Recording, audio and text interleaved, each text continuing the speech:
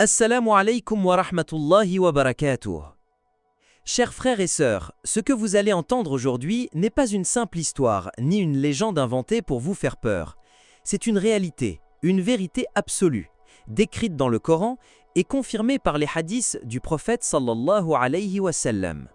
Un voyage que chacun de nous fera, sans exception. Vous, moi, nos parents, nos enfants, personne n'y échappera. Mais avant de commencer, si vous voulez que ces rappels continuent à éveiller les cœurs et sauver des âmes, prenez juste 2 secondes pour liker cette vidéo, vous abonner, activer la cloche et partager autour de vous. Croyez-moi, ce simple geste peut être une sadaqa jariya, une aumône continue qui pèsera lourd dans vos balances au jour du jugement. Et surtout, n'hésitez pas à commenter pour partager vos réflexions et vos ressentis, car vos paroles peuvent aussi réveiller d'autres personnes. Imaginez. Votre cœur s'arrête soudainement.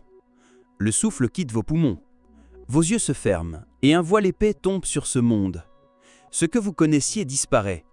Plus de lumière, plus de famille, plus de biens. Mais une nouvelle réalité commence. Une réalité bien plus intense que tout ce que vous avez vécu ici-bas. Ce n'est pas de la fiction, ce n'est pas un film hollywoodien. C'est l'instant de la vérité, celui que le Coran appelle Sakarat al-Maut, les affres de la mort. Un moment où des anges apparaissent. Pour certains, des visages lumineux, des senteurs célestes, des voix rassurantes. Pour d'autres, des figures sombres, terrifiantes, portant des flammes et des chaînes. Allah dit dans la sourate Qaf, versets 19 à 22, « L'agonie de la mort fera apparaître la vérité. Voilà dont tu t'écartais. Et on soufflera dans la trompe. Voilà le jour de la menace. Chaque âme viendra accompagnée d'un conducteur et d'un témoin. Tu étais inattentif à cela. Mais aujourd'hui, nous avons ôté ton voile et ta vue est perçante. » Ce verset bouleversant nous rappelle que, dès le moment de la mort, l'âme voit ce qu'elle n'avait jamais pu percevoir auparavant. Les hadiths décrivent en détail ces instants. Le prophète sallallahu alayhi wa sallam a expliqué que lorsque l'âme du croyant est extraite, elle sort doucement, comme une goutte d'eau qui s'écoule d'une cruche, et elle est accueillie par des anges blancs qui l'enveloppent dans un parfum du paradis. L'âme du mécréant, au contraire, est arrachée brutalement, comme une laine mouillée traversée par des épines déchirantes, entourée par des anges noirs dont l'odeur est insupportable. Ce n'est pas tout. Après l'enterrement, 2 anges, Munkar et Nakir, viendront interroger l'âme. 3 questions décisives. Qui est ton Seigneur? Quelle est ta religion? Et qui est ton prophète?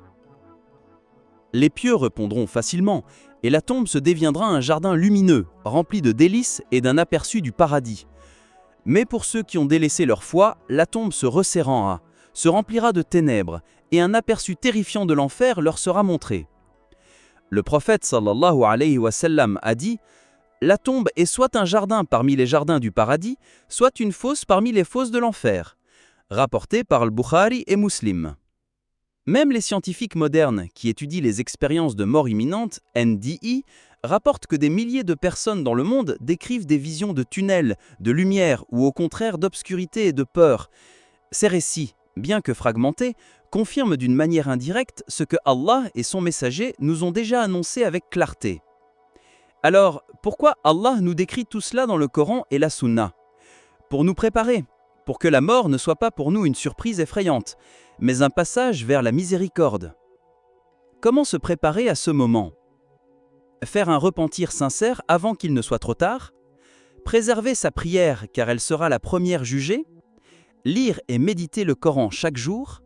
Donner la sadaqa régulièrement, même une petite somme?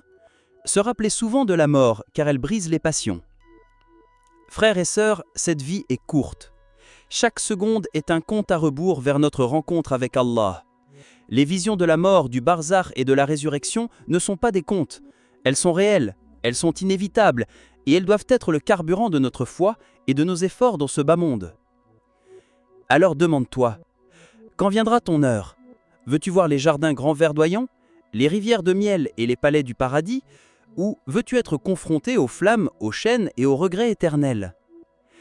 Frères et sœurs, ne laissez pas ce rappel passer comme une simple vidéo. Faites-en un tournant dans votre vie. Et si ce message vous a touché, alors likez, partagez, abonnez-vous et commentez dès maintenant. Cela pourrait sauver une âme, et qui sait, peut-être la vôtre. Que Allah nous accorde à tous une husn al-khatima, une belle fin, qu'il nous facilite les réponses dans la tombe et qu'il nous accueille dans son paradis éternel. Assalamu alaikum wa rahmatullahi wa barakatuh.